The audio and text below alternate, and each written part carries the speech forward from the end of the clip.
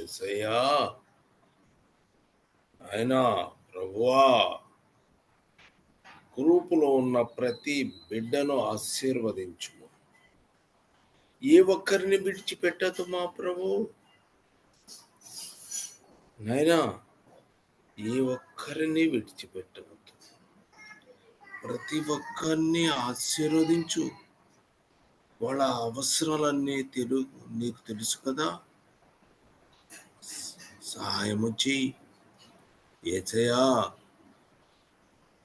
నా ప్రభువా నీ వెలుగును ప్రకాశింపచేయము.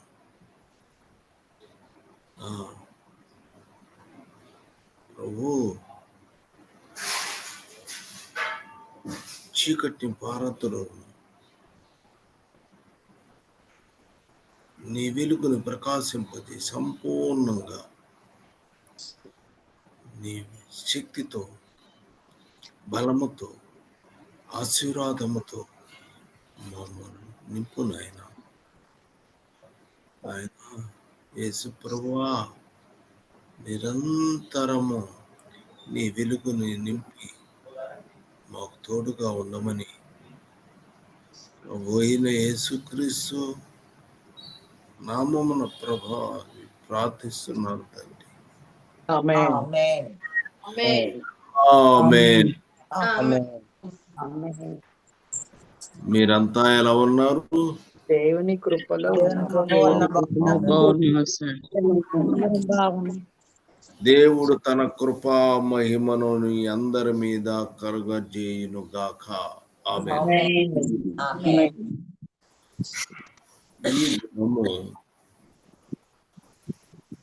దేవుని యొక్క వాక్యాన్ని చదువుకుందాము, జాగ్రత్తగా పరిశీలన చేసుకుందాము. మీరు కూడా పరిశీలన చేయండి. నేను చెప్పుతున్నటువంటి వాక్యము ఇలాగుండనా అలాగూ లేకుండానా అని చదువుకోవాల్సిన బాధ్యత మీ మీద ఉన్నది. కనుక మొట్టమొదట మేమేం చదువుతున్నారంటే ఇర్మియా కాదు, కీర్తన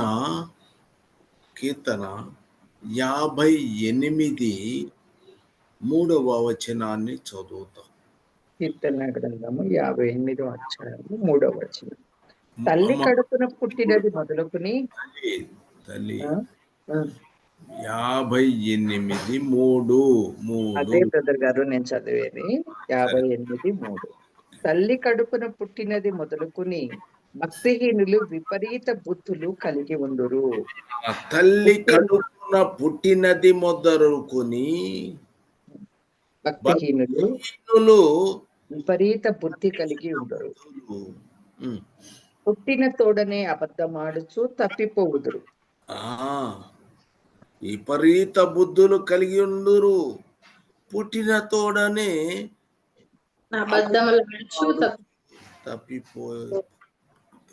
ఆడుతూ ఉంటారు, తప్పిపోతారు. ఈ వాక్యం ఎవరికన్నా అర్థమైందా? మళ్ళా నేను చదువుతున్నాను. తల్లి కడుపున తల్లి కడుపున పుట్టినది మొదలుకొని భక్తిహీనులు విపరీత బుద్ధులు కలిగి ఉన్నారు. చూడండి, ఎవరు వీళ్ళు చెప్పండి? భక్తిహీనులు. అంటే ఒకరు ఏం ఆలోచన చేస్తారంటే మన వాళ్ళందరూ కూడా చిన్నపిల్లలు చనిపోయారు అయ్యా, చిన్నపిల్లలు చచ్చిపోయారయ్యా అని చాలా జాలి చూపిస్తారు.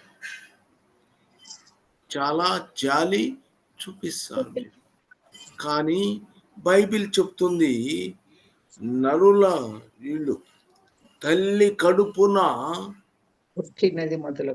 పుట్టినది మొదలుకొని ఇది అండర్లైన్ చేసుకోవాలి మీరు.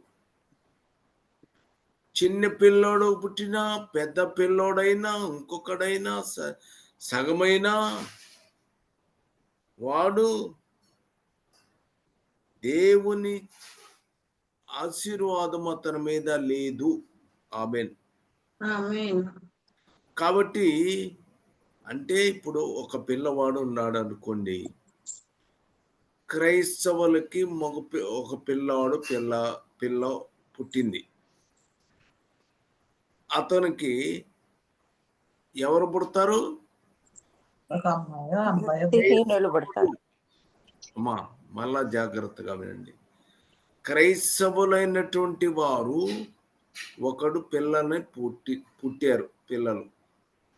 వాళ్ళు ఎలా పుడతారు? విపరీత క్రైస్తవులుగా పుడతారు. చెప్పండి తల్లి. క్రైస్తవులుగా క్రైస్తవుడుగా పుడితే నీ పసిపిల్లవాడు కాడి నుంచి ఏం చెబుతావు నువ్వు? యేసు ప్రభు దేవుడయ్యా, ప్రభువా నా కొడుకుని కాపాడయ్యా అని చెప్తాడా లేదా? ఆ బిడ్డ కోసము ప్రతిరోజు చెప్తా ఉంటాము, మాట్లాడుతూ ఉంటాము. కానీ భక్తిహీనుల పిల్లలు అలా ఉండరు. వాళ్ళు ఎలా వస్తారంట? విపరీత బుద్ధి కలిగి మీరు ఇక్కడ అండర్స్టాండ్ చేసుకోండి. తల్లి కడుపున పుట్టినది మొదలుకొని విపరీత బుద్ధి అంటే పుట్టిన తర్వాత పుట్టక ముందన పుట్టిన మొదలుకొని నుండి అంటే వాడు ఇంక క్రైస్తవుడు కానీ హిందువుడు కానీ లేకపోతే ఇంకొకటని కానీ ఇక ఏ భేదము వానికి లేదు. వాడు భక్తిహీనమైనటువంటి క్రియలు కలిగాడు. కాబట్టి వాడు చచ్చానుకో, చిన్నపిల్లడు చచ్చిపోయాడు అనుకో, నరకానికి ఏది కౌంట్ చేస్తారు? క్రైస్తవుడా హిందువుడా లేకపోతే అన్యుడు భక్తిహీనుడా అన్యుడు లెక్క చేస్తారు. మీరు చాలా మంది ఇది పెద్ద అనుమానం ఉంది, అందుకే నేను చెప్తున్నాను. కాబట్టి మీకు చాలా అనుమానం ఉండొచ్చు, ఏం పర్లేదు. కానీ తల్లి కడుపు నది పుట్టినది మొదలుకొని భక్తిహీనులు తల్లి కడుపున పుట్టాడంటే బర్త్డే ఆ రోజు బేబీ, ఆ బేబీ ఎవరి సంబంధించిన వాడు? భక్తిహీనతకు సంబంధించిన భక్తిహీనత కలిగినటువంటి వారి యొక్క పిల్లలు. అర్థమైందా? అర్థమైంది బ్రదర్ గారు. ఏం చదవట్ల వాళ్ళు. అర్థమైంది బ్రదర్ గారు. బైబిల్ దేవుని కుటుంబంలో నుంచి పుట్టకుండా వాళ్ళు తల్లి కడుపున పుట్టినది మొదలుకొని భక్తిహీనులు ఎలా ఉంటారు?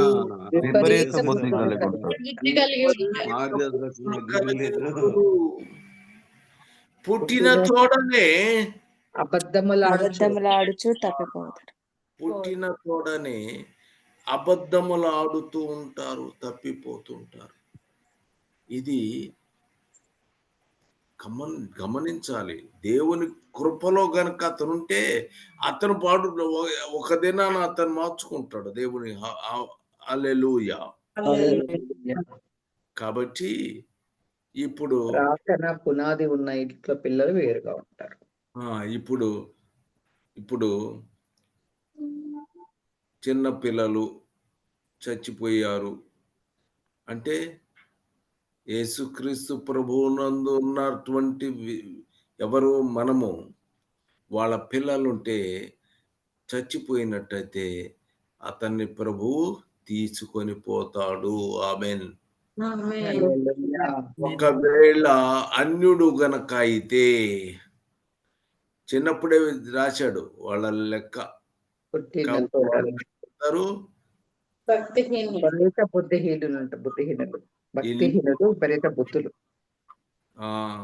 కాబట్టి చాలా మందికి ఇది నచ్చకపోవచ్చు. నచ్చినా నచ్చకపోయినా అది వాస్తవం. చిన్నవాడు పెద్దవాడు అని. ఎందుకంటే ఆత్మకి చెప్పండి ఒక విషయాన్ని, ఆత్మకి నీకు ఇవ్వబడిన ఆత్మ చిన్నదండి. తర్వాత ఆత్మ వచ్చి పెద్దదయిందండి, పెరిగిందని, లేదు కాస్త అలా లేదు. పెరిగిందండి అని మీరు చెప్తారా? లేదు అలా లేదు. ఆత్మకి ఇంత ఇంత ఇంత ఇంత ఇంత చెప్తారా? లేదు. వయసు లేదు. కాబట్టి నీ నీ ఆత్మ పోయేది, లేకపోతే శరీరము ఇదా పోతుంది. చచ్చిపోతే దేవుని యొద్దకు అప్పుడు ఆత్మ దేవుని దగ్గరికి పోతుంది. దేవుని దగ్గరికి పోయేది ఏమన్నా ఉంటే అది అదేంటి? ఆత్మ. అది ఆత్మ. ఆత్మయే. ఆత్మ పోవాలి. అవునా కదా? అవును. ఉమ్. ఆత్మ పోవాలి. ఈ శరీరము ఇక్కడ పడిపోద్ది కదా. మట్టిలో మట్టిలో కలిసిపోద్ది. మట్టిలో కలిసిపోద్ది. కదా. మరి ఆత్మ ఆత్మలో చిన్న ఆత్మ ఉండి పాపం అతను మా పాస్టర్ గారు, లేకపోతే మా బ్రదర్ గారు, లేకపోతే లేకపోతే వాళ్ళ అబ్బాయి చిన్న అబ్బాయి ఉండండి, ఆత్మ కూడా చిన్నదండి అని చెప్తారా మీరు? లేదు. చెప్పలేము. ఆత్మ విషయంలో చిన్న పెద్ద చిన్న లేదు. పెద్ద లేదు. ఏ భేదము లేదు. ఆమేన్. హల్లెలూయా. హల్లెలూయా. హల్లెలూయా. కాబట్టి ఇప్పుడు తల్లి కడుపున వాడు పుట్టాడు. ఎక్కడ పుట్టాడు? భక్తిహీనుల కడుపున పుట్టాడు. వాడు భక్తిహీనుల కడుపున పుట్టినా వాడి ఆత్మ మాత్రము ఆత్మ ఒకే విధముగా ఉంది. ఉన్నది. పెద్ద పెద్ద ఆత్మ, చిన్న ఆత్మ అని తేడా ఏమీ లేదు. వయస్సు భేదం లేదు. గమనించుకోవాలి. కాబట్టి శరీరమే కేవలం వాడు చిన్న పిల్లోడండి, పాపం ఈడు చిన్న పిల్లోడండి అంటే శరీరం మాత్రమే చిన్నది. చెప్పేది నీకు శరీరం మాత్రమే. కాబట్టి అలాంటి పరిస్థితిలో భక్తిహీనమైనటువంటి చేష్టలు చేసేటువంటి తల్లి కడుపున పుట్టిందేమో అనుకొని విపరీత బుద్ధులు కలిగి ఉన్నాడు. అంటే పుట్టినప్పుడు భక్తిహీన కలిగినట్టుండు, పుట్టిన తోడనే అబద్ధములు ఆడుదురు, తప్పిపోదురు అని ఇవన్నీ చెప్పాడంటే దేని ద్వారా, దేని సంబంధం అండి? లోకానికి సంబంధించిన వ్యక్తి. భక్తిహీనత కుటుంబంలోని బిడ్డల విషయం చెప్తున్నాడు. పుట్టినది మొదలుకొని విపరీత బుద్ధులు కలిగి అందరూ. చిన్నపిల్లడి కింద ఇట్లాంటి ఆలోచన. చిన్నపిల్లడు పుట్టాను అనుకోండి, వాడికి విపరీత బుద్ధులు కలిగి ఉన్నాడా? వాక్యం సెలవిస్తుంది. అబద్ధములు ఆడుతున్నాడా? వాడు పుట్టిన తోడని గ్రహించాలి. కాబట్టి ఆత్మ చిన్నది కాదు, పెద్దది కాదు, అందరికీ సమానముగా ఆత్మ ఉంటుంది. కాబట్టి దీనిని బట్టి వాడి తల్లి కడుపున పుట్టినప్పుడే వాడు భక్తిహీనతను బట్టి విపరీత బుద్ధి కలిగి ఉంటాడు. ఉన్నాడు. ఆమేన్. హల్లెలూయా. హల్లెలూయా. ఇప్పటికన్నా అర్థమైందా? అర్థమైంది బ్రదర్ గారు. లేకపోతే నేను చెప్పలేను. ఇంకా చెప్పిన మ్యాక్సిమం చెప్పటానికి ట్రై చేశాను. ఆత్మకు ఆత్మ ఎంత ఇంత తేడా వయసు భేదము లేదు. వయసు భేదం. శరీరం మాత్రము చిన్నగా పెరుగుతుంది, కానీ శరీరం ఏమో మట్టిలో కలిసిపోతుంది. ఆత్మ మాత్రము ఇటు దేవుడిలోకి, లేకపోతే ఎక్కడికి వెళ్తుంది? పరలోకానికి వెళ్తుంది. కానీ లేకపోతే ఎక్కడికి వద్ది? నరకానికి. అంతే కదా. నరకానికి పోతుంది. కానీ వాళ్ళు తల్లిదండ్రులు వాళ్ళు అంతా కూడా ఈ లోక సంబంధముగా జీవించిన వారైతే వాళ్ళ పిల్ల కూడా అక్కడికెళ్తుంది. నువ్వు యేసు ప్రభువునందు విశ్వాసం ఉంచినట్టయితే గర్భంలో పిండం ఉండగానే పిల్లలు ప్రార్థించినట్లయితే ఎక్కడికెళ్తాడు? ప్రార్థన పునాదితో పుట్టిన పిల్లలు పరలోకానికి వెళ్తారు. ఆటోమేటిక్ గా నీ పిల్లవాడు దేవుని రాజ్యములో చేరతాడు. ఆమేన్, హల్లెలూయా. మీ పిల్లలు ఖచ్చితంగా దేవుని రాజ్యములో చేరతారు. ఆమేన్, ఆమేన్. ఆమేన్. కాబట్టి మీరు జాగ్రత్తగా చదువుకోండి. ఎఫెసీ 4:18 వచనాలు. ఎఫెసీ గ్రంథం 4:18. వారైతే అంధకారమైన మనస్సు గలవారై అంధకారమైన మనసు గలవారై తమ హృదయ కాఠిన్యము వలన చిన్నప్పటి నుంచి ఎట్టుంది వాళ్ళ హృదయము? కాఠిన్యము హృదయ కాఠిన్యము వలన తమలోనున్న అజ్ఞానము చేత దేవుని వలన కలుగు జీవములో నుండి వేరుపరచబడిన వారై తమ మనసుకు కలిగిన మాయను అనుసరించి నడుచుకొనుచున్నారు.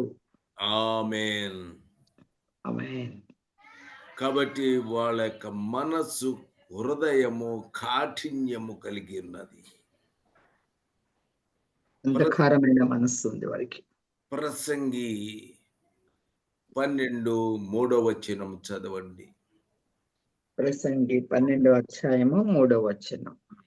ఆ దినమున ఇంటి కావలి వారు వణుకుదురు, బలిష్ఠులు వంగుదురు, విసురువారు కొద్ది మంది అగుట చేత పని చాలించుకొందురు, కిటికీలలో గుండా చూచువారు కానలేకయుందురు. అదేనా బ్రదర్? 12:3. ప్రసంగి 12:3 నేను చదివాను బ్రదర్. ఆ దినమున ఇంటి కావలి వారు వణుకుదురు, బలిష్ఠులు వంగుదురు, విసురువారు సంతోషంగా ఉండటం. బాల్యమునందు నీ సృష్టికర్తను స్మరణ.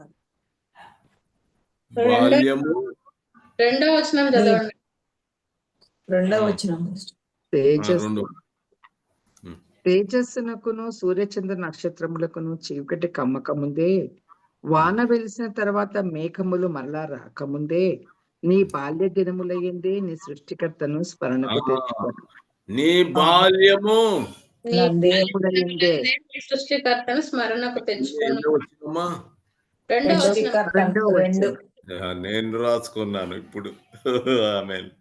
అందుకని తప్పు రాసింది. ఆమేన్, హల్లెలూయా. చాలా కష్టపడి రాశాను, తప్పు రాశాను. ఆమేన్, హల్లెలూయా. బాల్యమునందు ఏం చేయాలి? జ్ఞాపకం తెచ్చుకోవాలి. ఇప్పుడు నేను పిల్లలు ఏం చేస్తాడు? భక్తిహీనుల పిల్లలకు కలిగిస్తారు. నీ పిల్లవాడు చిన్నప్పటి నుంచి సృష్టికర్తని జ్ఞాపకం చేసుకునేలాగా పెంచగలుగుతాం. బాల్యము నుండే నువ్వు నేర్పుతున్నావు. నువ్వు చిన్నప్పుడు యేసు ప్రభు గురించి నువ్వు చెప్తున్నావు. అతను చిన్నప్పుడు నుంచి కూడా యేసుక్రీస్తు గురించిన విషయాలు తెలుసుకుంటున్నాడు. కాబట్టి అతను దేని నుంచి సృష్టికర్తని స్మరణ తెచ్చుకోవాలి. కాబట్టి అతను ఎక్కడికి వెళ్తాడు? కృప. ఆమేన్, హల్లెలూయా. అదే గనక వాడు అట్టటోడు కాదు, వాడు ఎట్టడు భక్తిహీనుడు. వాడి పిల్లడు దేవుణ్ణి స్మరిస్తాడా? తెలియదు వాడికి అసలు. కాబట్టి దేవుడు ముందుగానే తెలుసుకున్నాడు. ఆమేన్, హల్లెలూయా. సామెతలు 22:6 వచనము. సామెతల గ్రంథం 22. 6వ వచనం. కూడా నేను రాసుకున్నాను. బాలుడు నడవవలసిన త్రోవను వానికి నేర్పుము. ఆ, వాడు వృద్ధుడైనప్పుడు దాని నుండి తొలగిపోడు. ఆమేన్. ఆమేన్. కాబట్టి నీవు బాలుని ఏం చేయాలి? నడవవలసిన నడవవలసిన త్రోవలో ఆ, వాడిని నేర్పుము. వాడు పెద్దవాడైనప్పుడు. దాని నుండి దాన్ని తొలగిపోడు. తొలగిపోడు. కాబట్టి వాడు దేవుని సన్నిధిలో ఉంటాడు. ఆమేన్. హల్లెలూయా. Yes. ఆమేన్. ఆమేన్. హల్లెలూయా. మొట్టమొదట ఏం చెప్పాను? తల్లి కడుపున పుట్టినది మొదలుకొని భక్తిహీనుల బిడ్డలు విపరీత బుద్ధి కలిగి అబద్ధాలాడుతూ తప్పిపోతారు. ఇది తల్లి కడుపున పుట్టినది అన్నప్పుడు మీరు గమనించాలి కదా. అవును. మొదలుకొని భక్తిహీనులు విపరీత బుద్ధులు కలిగి ఉందరు అంటే చిన్నప్పటి నుంచి కూడా అంతే కదా. అవును. చిన్నప్పుడు కూడా అంతే. కాబట్టి చిన్నప్పుడు పుట్టాడు, ఆడు పాపం పసిపిల్లోడండి, చచ్చిపోయాడండి, వాడు నరకానికి పోతాడు సార్ వెళ్తాడా సార్ అంటారు. కానీ కారణము వాళ్ళ నాన్న బుద్ధిహీనుడు. వాడు అట్టటోడు గనక ఇప్పుడు వాడి పిల్లోడు కూడా అక్కడికి వెళతా. వెళ్ళడానికి అవకాశం ఉంది. కృప ఉంటే తప్ప, ఆయన కృప ఉంటే. ఆమేన్. హల్లెలూయా. కాబట్టి పుట్టిన తోడనే అబద్ధములో ఆడుతూ తప్పిపోదురు. ఇలాంటి లక్షణాలు వానిలో కలిగి ఉన్నాయి.